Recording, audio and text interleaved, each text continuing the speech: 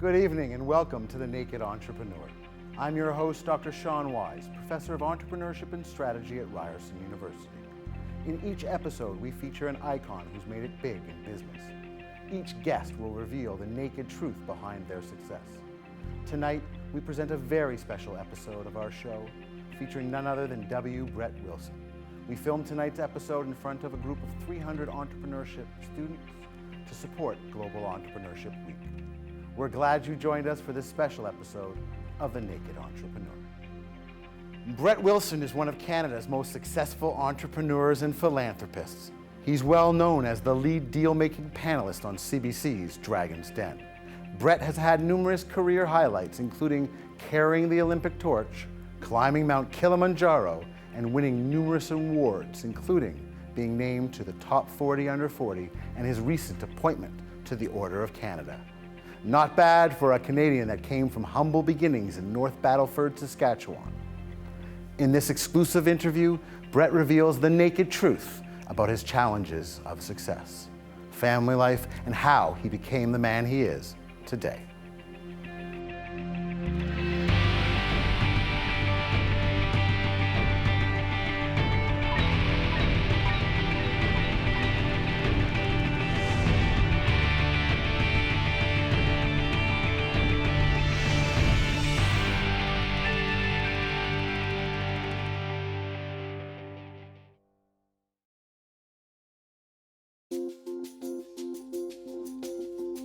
My name is Lindsay Goodchild. I'm the CEO and co-founder of Green Gage. Jonathan Trump, founder and creative director of Tokyo Mouse Inc. Mark Coleman, the co-founder and president of WebRocker. No matter what the idea, be it product or service, profit or nonprofit, Ryerson provides education, resources, and funding to help start and expand your businesses. Relationships with other entrepreneurs can be a huge factor in your success. You may see that rock, and is it a diamond or not? How would you know? Talking with other entrepreneurs can help you know.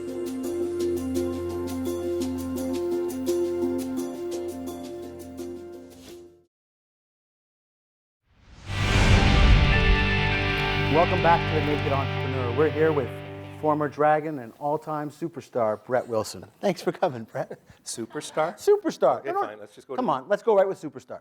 You carry the torch for the Olympics. You date a Grammy Award winner. You date movie stars.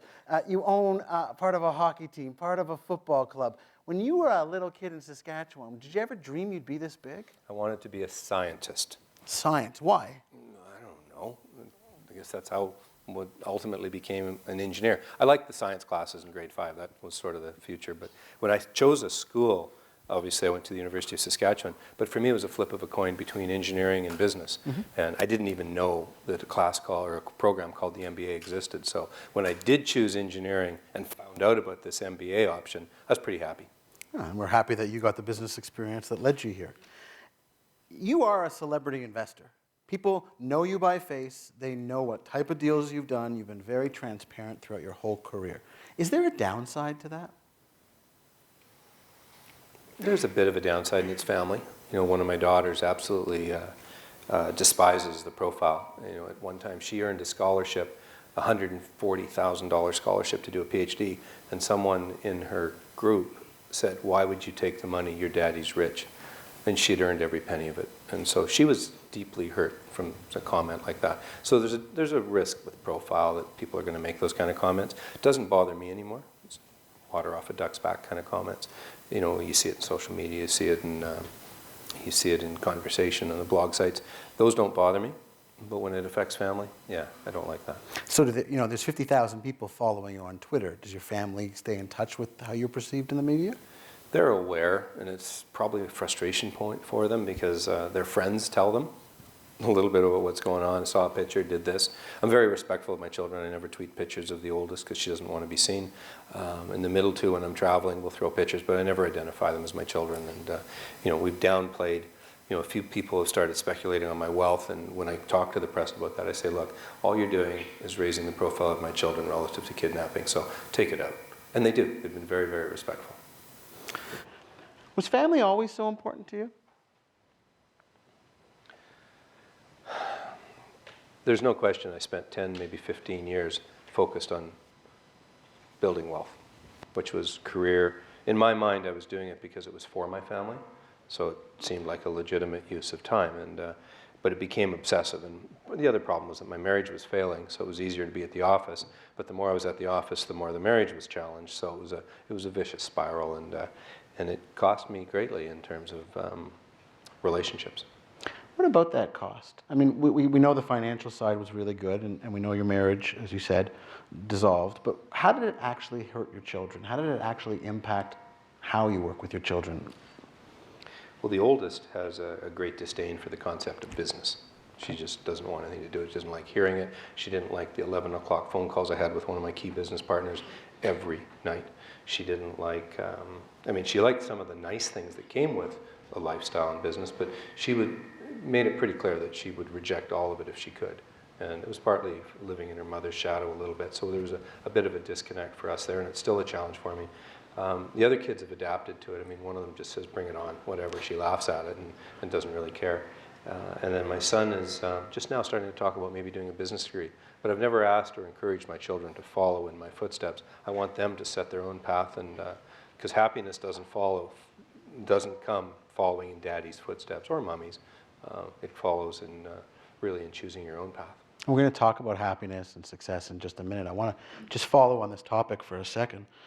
You've made many investments. When we were on Dragon's Den together, I saw you make them follow through and get involved. I've seen you take an interest in young entrepreneurs like a Haley Coleman, like the gal with the great female work boots, like Barb Stegman from the East Coast. And I know you encourage them to work hard. Mm-hmm. How do you encourage them to family hard? How do you encourage them to make sure that they follow in your success, but don't suffer some of the downsides? Well, that comes back to that core issue of how you set your priorities. And for me, this is where some of my messaging's come over the last few years, this whole concept of defining success, or in my life, redefining. Because clearly I had a wealth-obsessed definition of success for many years, and it worked just well. It worked beautifully. It suited me just fine. I had no issues. But the collateral damage that was occurring along the way was huge. The redefining of success over time, obviously starting to think about family and happiness as the long-term goal, made a big change to my priorities. And at the end of the day, I think that with the right set of priorities and a multifaceted, balanced definition of success, you can still achieve all you need in this world. I have way more wealth than I'll ever need, and I focus heavily on giving it away. But the cost was evenings with my children to accumulate wealth that I'm just going to give away. And and the cynic can say it's easy for a guy with wealth to make fun of the fact that the accumulation of wealth is pointless.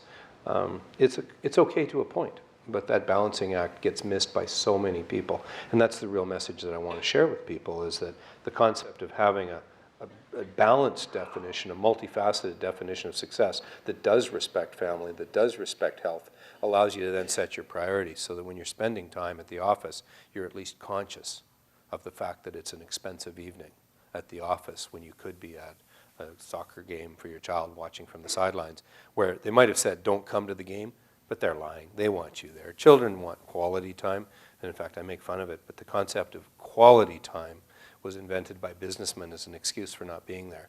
What kids really want is quantity time. They want to be around you. It's that simple. And what do you think your kids get from being around you today, as opposed to maybe the Brett of 20 years ago?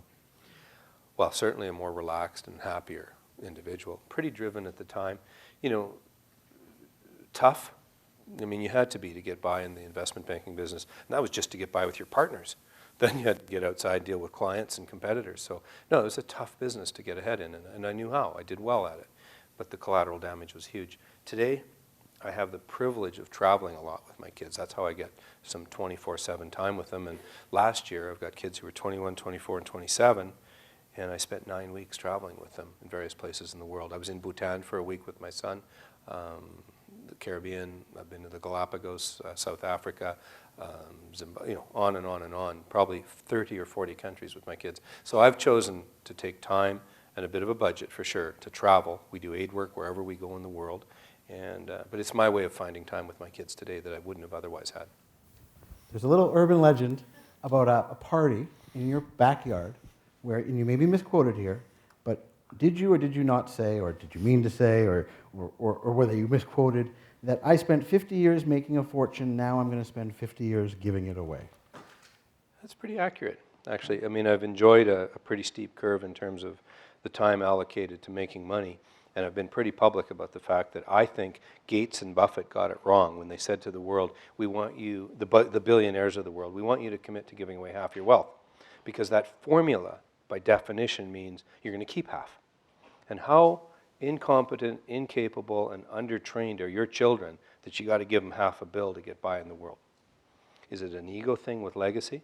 If the entrepreneurs of this world who've made the big money, let's call it 50 million and up, Okay. and there's tons of those in this world, tons and tons. If they were to take those same skills they used to build that wealth and apply it to the redistribution in an entrepreneurial way with expectations and reporting and being creative about how and where they apply it, we could change this world and screw government. We wouldn't need to wait for government to make decisions because we'd have hundreds and hundreds of billions of dollars being allocated in an entrepreneurial way through the charitable sector, changing the world we live in. I think what Gates is doing personally is brilliant, where he said, I want to eradicate the gap in the inequalities, if you will, in the world in terms of education and health. So he's given it all away. And Buffett said to Gates, you're going to do a good job of giving it away. I'll give you all mine, and you'll give it all away. So I love what they're doing. I'm just saying that their ask of the other billionaires didn't go deep enough. Why are they keeping half a bill? So it's a conversation that we want to have as a society around philanthropy and what I call the entrepreneurial philanthropist. So what's your big, hairy, audacious goal for your giveaways? Because I know that not only do you give philanthropy and direct charitable giving, but you throw events. I know that a lot of your investments on Dragon's Den were not just purely commercial. They were about giving people an opportunity, a chance. What's your take? How are you going to give away this money and really make that sort of big impact? What's your focus going to be? Well, what I've been spending time on this last year, actually, is updating a will that's 10 years old. And the focus of that will is how we distribute the wealth if I got hit by a bus tomorrow. And that basic plan is we liquidate the assets over 10 years, because some of the stuff's not very liquid, and then we distribute the wealth over 10 years. My children will be given the opportunity, but not the obligation, to help grow the assets and unwind the assets, 10 years worth of work. But they'll also be given the opportunity, but not the obligation, to give the money away. I hope they choose to get involved with giving the money away. But again, I'm not going to burden my children with my wealth. Their choices, their decisions. Have they got some of it coming to them? Yes. But they know, and they know now, what that's going to be, quite independent of the will. So there's an amount set aside for them. It's not large relative to what's available, and they know what's available to them in terms of giving it away. So that's if it happens tomorrow. The greater challenge is trying to take the wealth I have, look at the liquidity options that we have, and start to allocate it out over, frankly, the next 20 years. I want to live to 100, but the practical reality is, mid-70s is not a bad target in life. And if I've given away 80, 70, 80% of what I want to give away by then, I've accomplished everything I want to do. So one of the ways that you give away money was through an investment in Dragon's Den. Yeah. Why did you do so many deals? Why did so many people get the benefit of your optimism? Part of it was experience. As an investment banker for 20, 25 years, I supported personally, with my own capital, over 400 startups. It was just one a week. That was no big deal. But the deal flow that we had, but it was some people, Paul Colburn's group, I've probably funded 20 times, because blind pools from Paul Colburn make sense. I trust him. I understand. He understands governance. He understands responsibility, and he knows how to grow companies. So I would just automatically. So a lot of the investing was blind pool. But as I got to know management, I started to realize it wasn't just blind pool. It was a bet on management. So Bet on that good people. thinking, a bet on people, exactly. So that evolved over time. So I stopped investing in ideas, but investing in people who understood their ideas. Big difference. People would come in with their maps to show us the geology of an area, and I understood engineering well enough that I knew when they were blowing smoke and not. But most importantly, I wanted to understand, had they looked at the neighbor well? I mean, had they done their homework? If they couldn't answer some of the tougher questions about the property, as opposed to just give me the sizzle and glitz, they weren't worthy of, if you will, they hadn't done their homework. So the same thing started to happen when I got on Dragon's Den. I was just evaluating people. And that's why I had to sit back and wait for the theatrics to end. And you sat in the back watching this all the time, but I'd wait for the yatter to go through, and all four of them would take their moments and then say they're out. And then often I would start my questions. And if I was going to do a deal, we had that little signal with the producer where I'd drum my fingers. And you'd never see this on set, but I'd drum my fingers saying, get this out of here. Because they're not going to do a deal. I'm not going to do a deal. Just wrap as quick as you. As soon as you've got the footage you want, I'm out. Don't worry about it. I'm not going to hold you up. But if I started flipping open my book, I had that notepad. And if I flipped open the book a few times, that was my signal to the producer, give me time. I'm going to do a deal here. You also were big on the lean in. I used to always watch your body language. Yeah. The more you lean in, the more you fund. The less you lean in, the least you fund. Am I the only person who saw that? I don't think maybe. so. I was tired sometimes. And they actually have footage of me asleep on set. Because they're just, come on, guys. We have a lot of footage of They had that. some long days. But so the real answer to your question is I started investing in people over time. And so when Dragon's Den came along, I didn't second guess their decisions on whether or not pink work boots would sell. I wanted to determine whether or not she had the passion and the drive to make pink work boots work. Or if we hit a fork in the road, we'd go make brown work boots and compete in that market. Or in the case of Uno, which is one of the classic stories, the kid I funded, the other dragons all dropped out. Uno was the unicycle that had a geo thing. Yep. He was a 19-year-old East Coaster, brilliant kid. Brilliant, absolutely. He's at MIT, He's at blah, MIT blah, now. blah.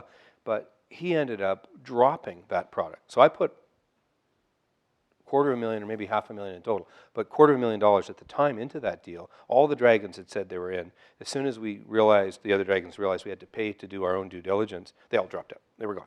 So I did the due diligence, did the homework, liked the IP that he had, and said, let's go. But I always said I was investing in the intellectual brain trust that was Ben Gulak. And guess what? We ended up deciding that that cycle didn't belong on the roads, didn't belong on the sidewalks. It just didn't have a place, so we weren't going to make it work. But he stumbled across another product called the Shredder. We're building 10,000 of those. We might do 20 million in revenue this year. My investment will be paid back many times over because I bet on the horse, bet on the jockey, not the horse. So let's talk about Jockeys. If I had to look at the 30 deals from a very 100,000 square foot view, really up top, what do you think the 3 adjectives are that describe all of your investees? For sure, they're intelligent. We're going to get there real quick. And that was part of the questioning, was to bounce around like a ping pong in a maze. I would be bouncing. The questions would go from every direction, and I was watching to see how fast they were keeping up with the bouncing ball. That was part of the game. Second is passion. And I always ask the question, how much time, how much money have you got invested in this? And one of the producers at Dragon's Den said, why do you always ask that? Why? Because it's a critical piece of Skin information. in the game. Yeah. What do they have to lose? Yeah, and again, there was no right answer, no wrong answer. I just needed to know what they had done. If someone asks you for $250,000 and you ask them, how much do you have in, and they say none, not none and I don't have any, but none, I have all my money in someone else's deal, that isn't a killer? Well, I'm not going to like that, for sure. But I need to understand the whole package, which is, was this daddy's idea that you just came to the table with? Did you just dream it up with a couple of buddies in a bar? How much time you got invested in this? And that would tell me how far along the gestation process was for the idea. And then likewise, maybe they have no money. And so none is an okay answer, but if they put sweat equity in for a couple of years. The flip side is if they've been working on this for 10 years, I then have to think, is there going to be a day where they give up or should give up? Because one of the great traits of entrepreneurs is tenacity, and that's the last thing. So first of all, intelligence, second, passion, and the third is tenacity. Intelligence, passion, and tenacity. And tenacity can go to a fault, i.e. delusional. But we also know that quite often in the sales business, there's a great line that says, next call is the one that's going to be a sale. So you've got to have the gumption, the courage to sit in the saddle and still keep phoning. So let's talk about that. So tenacity. Some people say it's always darkest before the dawn. Other people say it's always darkest before you're dead. So when you're in that dip and losing money and revenues are over the hill, sometimes they're over the hill and sometimes they're over 10 hills from now. Other times you hear stories like George Lucas in Star Wars. Everyone told him what a terrible idea, so eventually he puts it up, he keeps the merchandise rights, and who's laughing now? Yeah. So how do entrepreneurs who every day go up and go down, every day get told no, how do they know they're being tenacious and good or just ridiculously delusional? Where's the line? Sometimes it comes back to a mentor. Sometimes it comes back to a day of reckoning. I mean, you just can't afford to continue. And we saw that on Dragon's Den. There was a few times where I just said to people, I'm so sorry you've invested so much, but it doesn't make sense. Your board game. Remember those 2 elderly women who had mortgaged their homes to do a Christian board game. well, board games are a stupid business. Then you take a small subset of Christian board games and you have no distribution, and now you've mortgaged your home, so you have no future in terms of you got to give up your own house. It's, so that was unfortunate. So there's a clear case of delusional, but maybe they prayed and someone said, keep going. I don't know. But No, but we also had the puzzle master who spent 10 years writing puzzles and then couldn't get a publisher to publish it because puzzles are online for free. yeah. But flip it around. I mean, Ray Kroc was trying to get a burger business going. Took him 20 years before he stumbled across something we now call McDonald's. And then the other guy, Harlan Sanders, was boiling chicken, and he couldn't get it right. He was 67 when he finally got something that seemed to work, and he started with 10. A close friend of mine was one of his original 10, and they all made out like bandits. But again, there's someone who tenacity was a virtue. He was making a living. The question comes, I guess, and that's where mentorship or having your own mini board of directors can help you, because bright and passionate, apply the tenacity to another idea. I mean, so many people come and say, I've got this idea. And I'll look at them and say, but do you have 10 ideas? No, I've got one idea. Okay, well, I'm not really interested then. You like the 10. I love the 10. Yet I never saw you invest in Ralph the Inventor from Ottawa. Not true. Well, let's hear the story. I gave him $1,000 at the end just to say I'd done a deal. And at that point, because he came with no ask. He didn't know what he wanted. Well, yeah, we had this gentleman. He'd been laid off as an engineer. Brilliant guy. He's the only person to come on Dragon's Den 3 times. 3 times, absolutely. And the first time was the first time I've ever cried on national TV, but I was laughing. It was so funny. He kept pulling out of the bag one more crazy what about thing. these? What about these? The mouse trap from the beer bottle and the... that scratch. But anyway, there was all sorts of stuff. It was funny. It was hilarious. I loved him. But he did come out. I saw him today in Ottawa this morning. He came out to the pitch. When but I gave him $1,000. He came back, didn't he, with his father? And year 3 came back with the father, the wife, and... Yeah, I think you had the orders wrong, but it was something like that. He started bringing family out because it was more entertaining. His last year, he wore a vacuum cleaner attached to the back of his head. The paint? No, that was for shaving his head. Oh, yes. We used a vacuum cleaner for, anyway. He was just hilarious. But bottom line is he had these really cool ideas, but he had no idea. He was a brilliant solver of problems that didn't exist. Who needs a working surfboard in a pool? Yeah. Not something exactly. big. Let's talk about Barb Stegman. Now, Barb runs 7 Virtues, which is the perfume company with the slogan, make perfume, not war. She does a great bunch of business, but it's a social entrepreneurship. Why did you choose to get involved? Well, I actually, behind the scenes, encouraged her to come to the show. And CBC was pretty good at sourcing ideas and deals. There's no question there. But in this case, I'd been in to see one of the federal cabinet ministers to talk about military events. His right-hand man said, I've got an idea that I'd like you to look at. And I said, as long as it's 1 page, and how do you tell a cabinet minister's right-hand man that you don't, because the standard answer is no. Anyway, I got the 1-pager, and I hadn't even finished reading it when I dropped to the bottom to check for a phone number and picked up the phone and called Barb. I understood what she was trying to do. And by the way, that 1-pager came within an hour. When I'm doing due diligence on companies, just an aside, I'm really interested in the process of getting me the information. If there's any drama at all, then I'm out. If it just shows up, then I want to see it. Sometimes the content is less important than the process of getting me information. Anyway, Barb shows up with this information. I just picked up the phone and said, you've got to come to Dragon's Den. And my only advice to you, and you and I used to fight over this, because you were backstage trying to make TV, and I'm on stage I was trying to make deals. Yeah, but you fed me enough. There was lots that happened. But I just said to her, offer a small percentage of the company, and don't ask for a lot of money.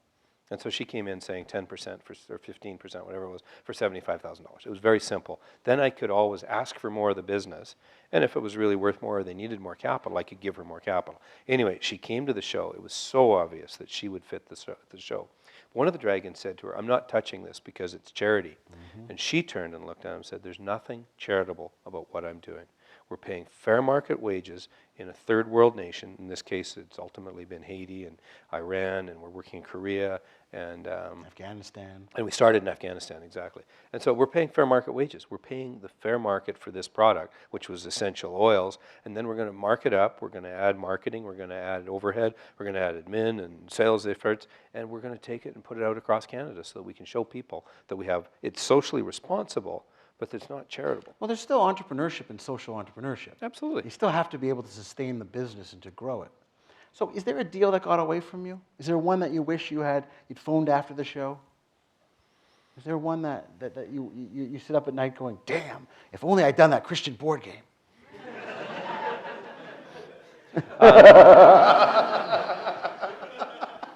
It was Ricky Gervais who said, "I want to thank God for making me an atheist." And we'll just skip to the next. Or the dyslexic, beware, I'm afraid of dog. Yeah, I'm afraid of dog. Yeah. Did I miss any? It's funny, when I was pushing CBC to do more follow-up on the deals that I had done, since that was the implicit handshake, which was you come to the show, you do deals, we'll make those deals sing because we're going to give them all sorts of follow-up. And it wasn't happening. Yeah. There's been no follow-up on probably a third of the deals I did, and some have made it to air for sure. But as I was starting to push on stuff like that, they said, well, what the market really wants to see is the deals you missed. And I kind of looked at the exec and said, I didn't miss any. I got every deal done that I wanted to do, or I made an honest offer, and if they missed it, they missed me. I didn't miss them.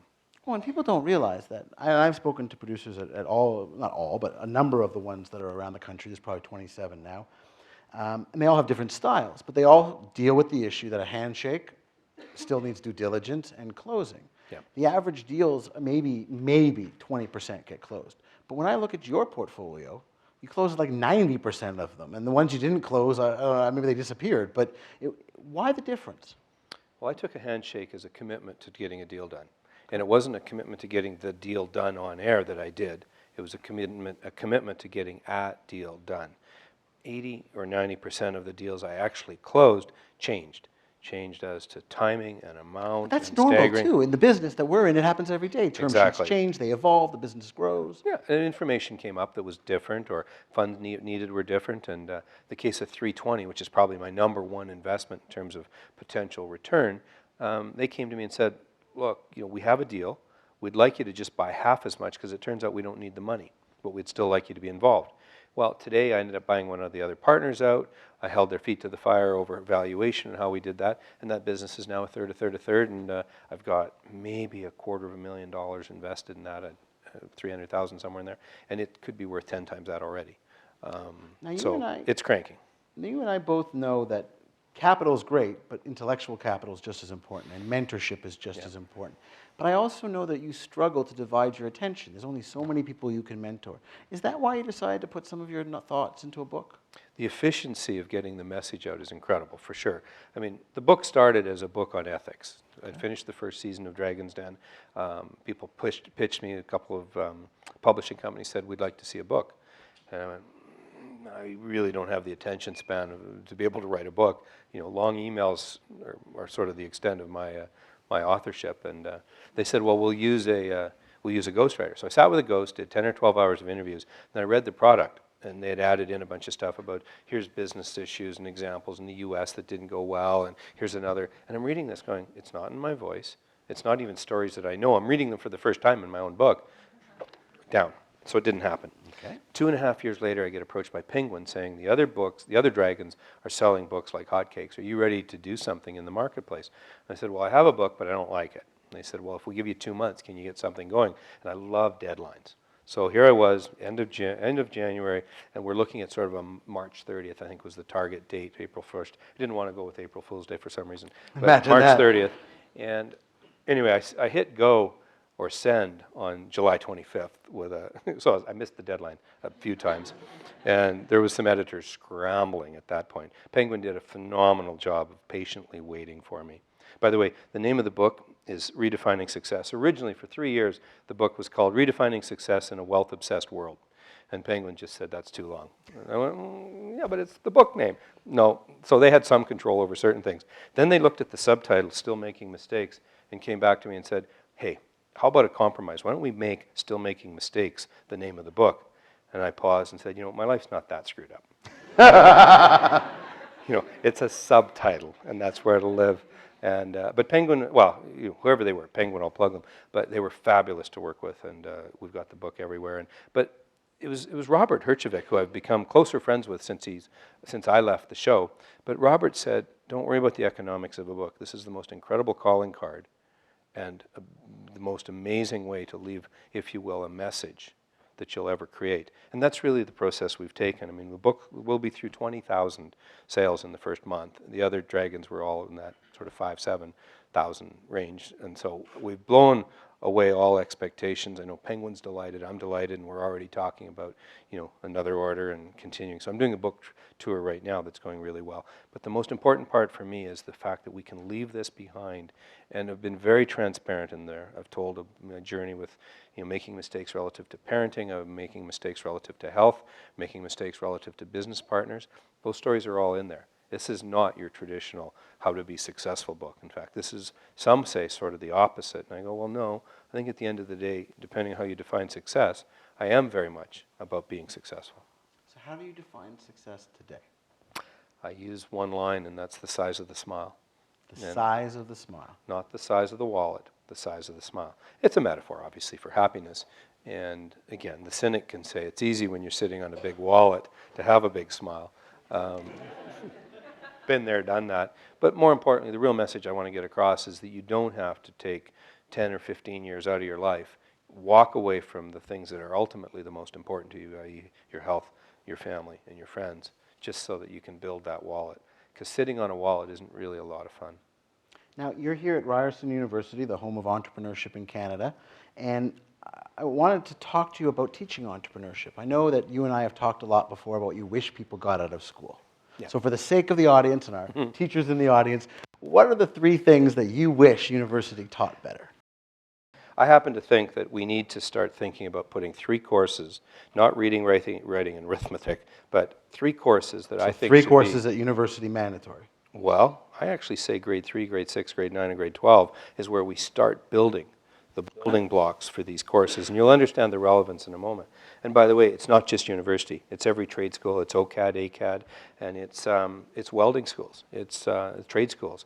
These courses are as important to every single person's life education as any classes could be. So these are the most important 3 courses, not that we're setting it up too much. Yeah. Course number 1. Well, let me look it up. Number 1 is clearly marketing. I think the quality of the skills I see in the marketplace amongst people who've got degrees under their belt in terms of understanding marketing is atrocious. It's awful. So when you say marketing, you're talking about personal marketing, communications. You're not just talking about the Naked Entrepreneur Show and putting out the URL www.nakedentrepreneur.tv. You're talking about a deeper sense of marketing. So what are you referring to? Well, it's got to be done in an age-appropriate, context-appropriate way. But until you understand that a business card has 6 sides, you haven't even started to think about your business card. Until you realize that your resume is the most important marketing document you will ever prepare, you haven't started to think about marketing. I watch people put slideshows up, grown adults who put slideshows up and then read them to me. Just leave the room, leave me with the slides. I'll be fine. I can go at my own pace, and I'll bring you back if I have any questions when we're done. And I make fun of it, but we see it done by business professionals, academics, politicians, not understanding how to engage an audience. Consumer and buyer behavior was the class I happened to take. That's what it was called, and I'm sure most schools have some variation on it. But that class was twice as valuable as any other course I ever took. Understanding the basics of marketing, understanding post-purchase dissonance, understanding the value of goodwill, the value of a brand, studying logos, what's a good logo, what's not a good logo, debating whether milk should be on the eye-level shelf or which shelf, why bread's at the, why you place food in a certain area, again, all aspects of marketing. And now today we obviously add social media into it, and there's so many things to be studied. So marketing is the first course. Let's go to course number 2. Entrepreneurship. Oh, near and dear to my heart. It might be. Now, some argue you can't teach entrepreneurs. I kind of smile and say, all right, if the seeds are planted, you can for sure nurture them. That show Trading Places with Jamie Lee Curtis, of course, in her moments, but Dan Aykroyd and Eddie Murphy. Brilliant show for the purpose of talking about, is it nature or is it nurture?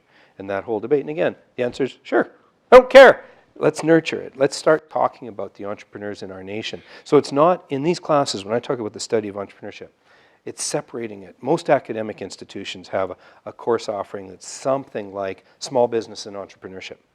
Split. Take the word entrepreneurship and small business and separate them. Entrepreneurship happens to be often founded in small business, i.e. small business is a great way for entrepreneurs to start. But when Murray Edwards bought $1 billion worth of oil properties and then spent another $15 billion building an oil sands plant, that was extraordinarily entrepreneurial, and there was nothing small business about it. It was a mindset and an attitude. I sat with the dean of the business school at the University of Calgary who was pitching me on funding a multi-million-dollar program. And he sat flipping through slides, reading them to me. It was painful. And then I had a conversation with him. I said, well, you're offering a program called Entrepreneurship. And he said, yeah, if we call it entrepreneurship, Suncor won't hire our graduates. And my response then was, well, screw Suncor, because Canadian Natural and 20 other companies will, if the University of Calgary starts to graduate entrepreneurs who understand resources and taxation and the entrepreneurial side of building out a business. That's the people we want graduating. Those should be the people. And let Harvard fill Suncor's doors. I don't give a damn. Oh, I agree. I mean, people say you can't teach entrepreneurship, but you can facilitate it. You can give students a safe place to learn it. You can give them a digital media zone to try things out in. You can do all sorts of things. The whole concept of nurturing it. And I think as a society, in the academic world, we start to try and evaluate the outcomes too quickly. I don't want to know what the 1-year rate of starting business is for the kids who start entrepreneurship. I want to know what the 10 and 20-year rate is. I want them to go out and get real-world experience. Real-world experience always starts, in my mind, in the service industry. Till you've spilt beer on a client and still hope for a tip, you haven't really worked in the service side of, call it restaurants, but restaurants, bars, whatever involves interaction with people. If you want to be an entrepreneur, you've got to develop social skills. But again, going back to the study of entrepreneurship, I watch our Prime Minister extraordinarily entrepreneurial way run the Prime Minister's office. I disagree with him on lots of things, but I love the way he's taken a very entrepreneurial approach. So, and studying examples of real life people, and I'm not talking about the Irvings and the McCains and Pattisons and Edwards and Richardsons, the high profile names, all great names. I'm talking about the people who are doing real jobs with real businesses and real examples that are very achievable. Now, Brett, you talked about marketing. You talked about entrepreneurship. What is the third course in the magic Brett Wilson education? Well, I happen to believe that philanthropy is good business. Okay. So the study of philanthropy, the whole debate and discussion about how to do it in a creative and entrepreneurial way. There's all sorts of discussions about proper naming, legacy rights, the intergenerational wealth transfer, helping, kids in grade 3 don't know they can't change the world because as adults, we haven't got to them yet. Let them change the world, encourage them. There's so many things that could be done. And that's why I talk about these things all being taught in an age-appropriate, context-appropriate way.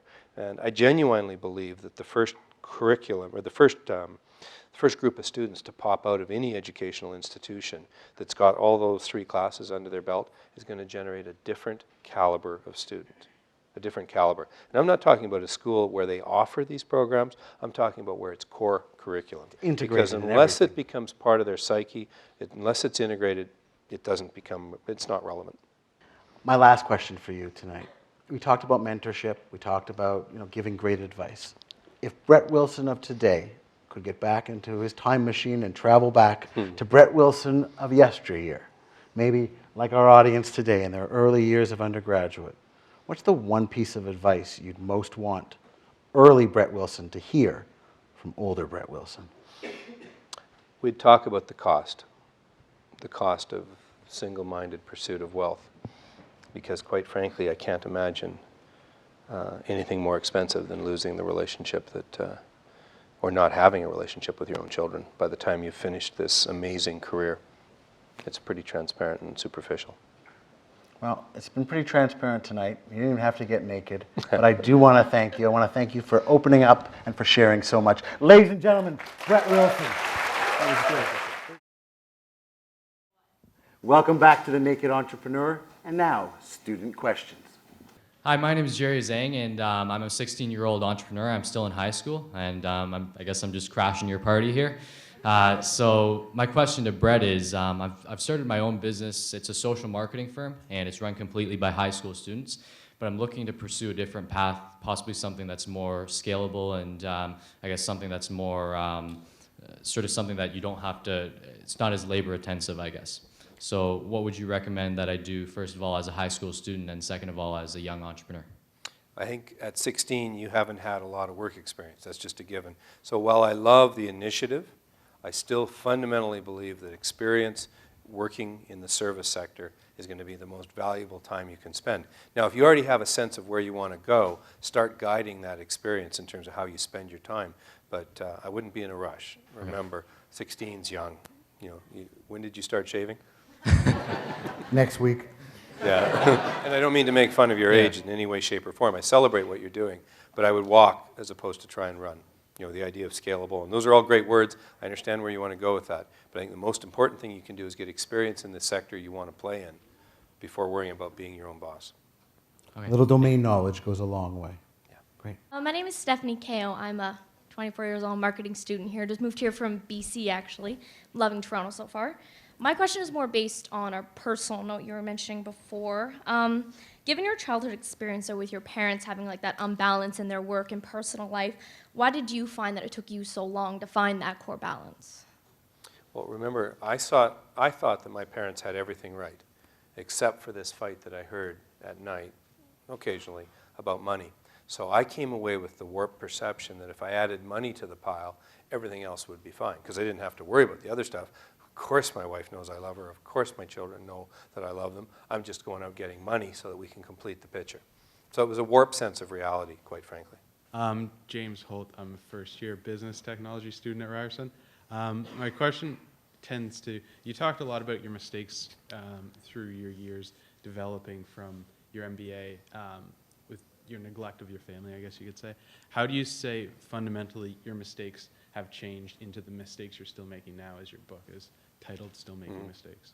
Well, the essence of that concept of still making mistakes is basically acknowledging that I am human.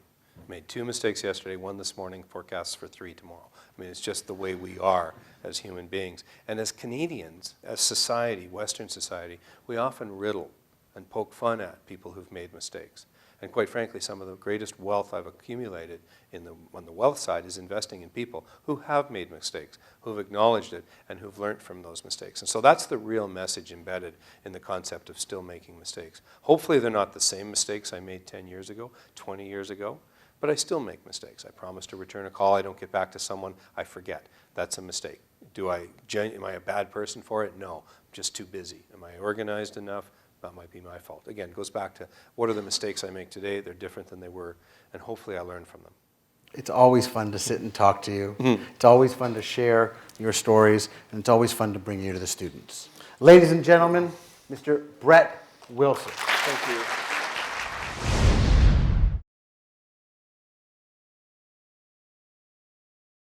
Some ideas are hot.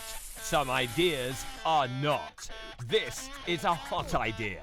Twitter, using 148 characters to instantly digitally connect with anyone in the real world. This is not. Jersey Shore, 8 characters, not connected to anything real in the world. This is a hot idea. Facebook, efficiently sharing social news with your friends. This is not. Using Facebook to show how drunk you were at the office party. This is a hot idea. Posting your unwanted goods to Craigslist, the world's home of free classified ads. This is not. Posting your sister to Craigslist.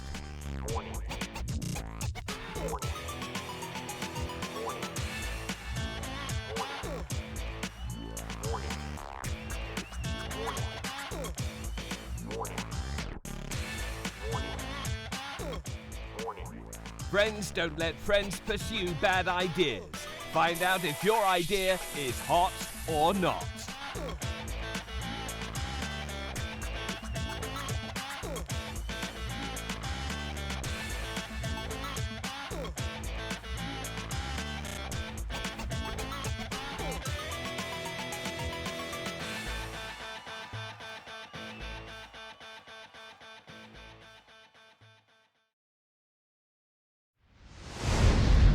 Our guest tonight was Brett Wilson, the self-proclaimed capitalist with a heart. Brett revealed the cost he paid for the billions he made and the road he has followed to rebuild the relationship he lost with his children. Brett showed that capital can have a conscience and that there is more to entrepreneurship than simple profit. Thanks very much for watching. From Ryerson University, I'm Dr. Sean Wise, and this is The Naked Entrepreneur.